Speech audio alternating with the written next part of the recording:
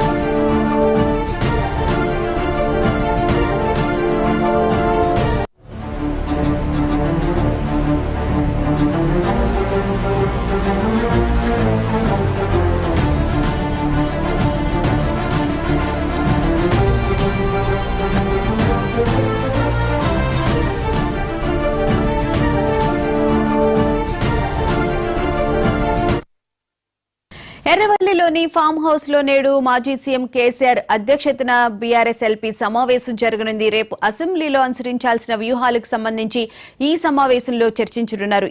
దీనికి సంబంధించిన పూర్తి వివరాలను తెలంగాణ స్పెషల్ కరెస్పాండెంట్ శ్రీనివాస్ అడిగి తెలుసుకుందాం. శ్రీనివాస్, చెప్పండి, రాజకీయాల్లోకి మళ్లీ కేసీఆర్ ఒక స్టెప్ వేసే అవకాశం అయితే కనిపిస్తుంది. రేపటి నుంచి అసెంబ్లీకి కూడా హాజరవుతారు అని చెప్పని అంటూ ఉన్నారు బీఆర్ఎస్ నేతలు. మరి అసెంబ్లీకి హాజరయ్యే అవకాశం ఏమైనా కనిపిస్తూ ఉందా? తెలంగాణ రాష్ట్ర వ్యాప్తంగా ఒకవైపు కాంగ్రెస్ ప్రభుత్వం ఏడాది పాలన పూర్తయింది. సో విజయోత్సవాలు నిర్వహిస్తుంది. ఈ క్రమంలో రేపు సచివాలయంలో తెలంగాణ తల్లి విగ్రహ ఆవిష్కరణ కార్యక్రమం కూడా మరి ఘనంగా నిర్వహించేందుకు కూడా సీఎం రేవంత్ రెడ్డి ఇప్పటికే మరి నిన్న, ఇవాళ, రేపు 3 రోజులు తెలంగాణ రాష్ట్ర వ్యాప్తంగా ఇన్ని రోజులు జరుపుకున్న పండుగలను ప్రతిబింబించే విధంగా మరి ఘనంగా ఏర్పాట్లు చేయాలని అధికారులను ఆదేశించారు. అదే క్రమంలో కార్యక్రమాలు కూడా కొనసాగుతున్నాయి. సో నిన్నటి నుంచి మొదలైన కార్యక్రమాలు రేపటి వరకు కూడా కొనసాగనున్నాయి.